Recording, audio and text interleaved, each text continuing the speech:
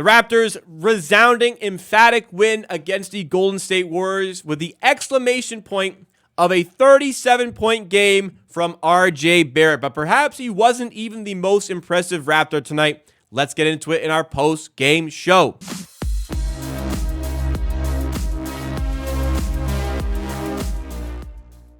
Reminder to everybody watching, we do content like this for every Raptors game, so get subscribed to the channel if you've not done so already to keep updated with all of our content out here. And smash that like button if you enjoy this one and you're hyped for a big Raptors victory, 133-118.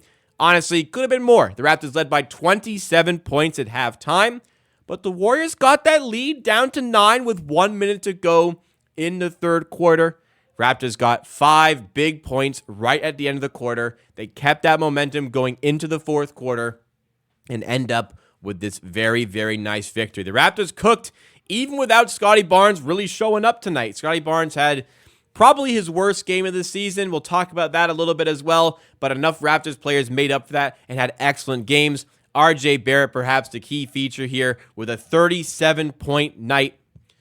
Outstanding first half. He had 26 at the half, and we thought maybe he could go for a 40 bomb, but not quite there, but still terrific from RJ Barrett, and that'll be a huge, huge boost to himself and his team over the course of this West Coast road trip, where the Raptors are now 2-1 so far on that West Coast road trip. This was a winnable game. They were 2-point underdogs. We've seen the Warriors falter lately, but nonetheless, they get the win. So what I'll say was the best and how the Raptors got out this lead. What was best about this game is that the Raptors, wow, they really got the game plan right today. You know, I'll give Darko the credit here big time. You know, I have no agenda against him or anything. I haven't been a fan of him this season, as you may know if you've been following the channels, but he got it right today. The Raptors absolutely exploited the Warriors in the first half. They played fast, and what they did today, which they haven't done this season. Like, the only other game I remember them doing this was the Dallas Mavericks game way earlier on in the season. They absolutely bullied the mismatches. They bullied the small players in the Warriors team. They bullied Steph Curry inside. They were hunting mismatches. They found ways to get them, and they scored at an incredible clip. Were the starters out there pretty much starters plus or minus one player sometimes? They were 15 of 20 from the field out the gate, and it wasn't a crazy variance of shooting. They were getting good look after good look. It helped that threes were falling. It helped RJ Barrett was 5 of 6 from 3 early on in this game. But in particular, they were getting good looks down low for Siakam. Even Barnes had one early, but Siakam, they were bullying Steph Curry with him. They were getting RJ Barrett some mismatches. He was driving to the rim really well. They found one for Barnes, as I said, where they could for Pirtle. And Emmanuel quickly was dictating it all out the gate.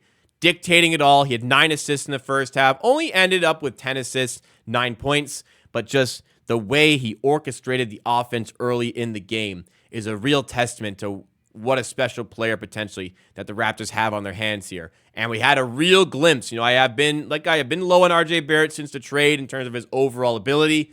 This is a real big step in the right direction for RJ Barrett and his development to have a game like this. And it just felt like every time the Warriors were kind of getting back in the game, it always felt like RJ Barrett was the guy who had the big bucket or the big play to draw a foul. Just time after time after time, RJ Barrett was the answer for the Raptors tonight. But when the game got down to 9 points, it was 95-86 for the Raptors. 1 minute to go in the third quarter.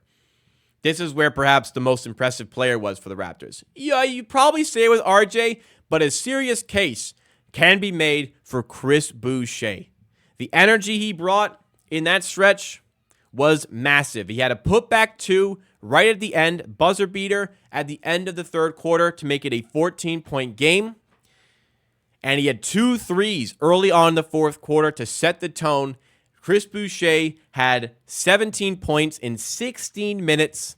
He had some big stops, some big rebounding. The Warriors, they had 15 offensive rebounds, but Boucher came in, calmed that down big time, hit some big shots. He had 16 minutes, 17 points, 9 rebounds, a steal, a block. He goes 7 of 7 from the field, 3 of 3 from 3.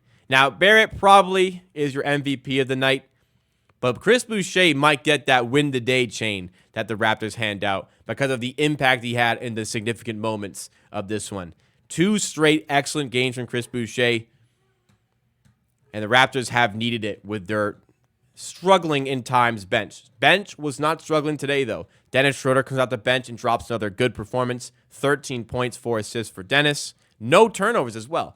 Gary Trent with one of his better games. He has 14 points in this one, 6 of 11 shooting. And the starters, this is where we see some more impressive stats. RJ Barrett goes 13 of 20, 5 of 8 from 3, 6 assists, 6 rebounds, 6 of 8 from the line. I told you he had so many of the answers when they needed a big bucket, including getting to the line. He was a plus 26 as well, which is big time important for the Raptors. Siakam started the game out hot, cooled off, but ends up going 7 of 11 with 16 points. Once again, it kind of comes down to usage. If Siakam's getting the ball more, he's been super efficient, but didn't really need that today because RJ Barrett played so well.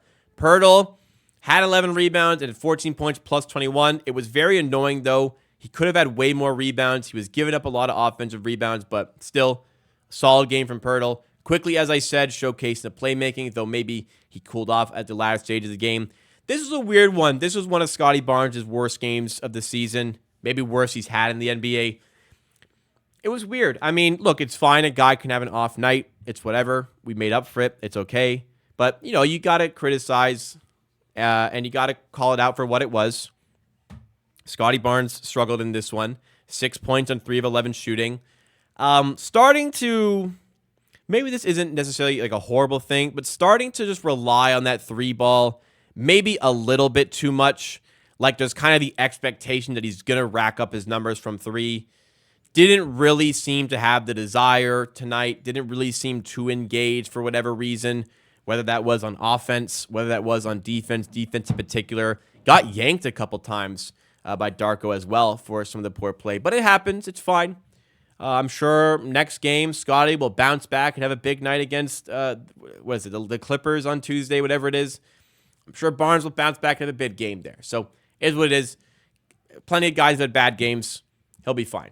Team stats is very impressed. The Raptors were just on it tonight from the get-go. Shout out to Darko for creating those mismatches early, and RJ Barrett for really, really having that big night. 58.5% shooting for the Raptors, 45.5% from 3. The Warriors shot horribly, 45% from the field, 30% from 3. Klay Thompson made up a lot of that.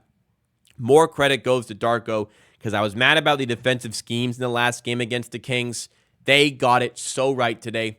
Absolutely on the money with their defensive schemes today from the start.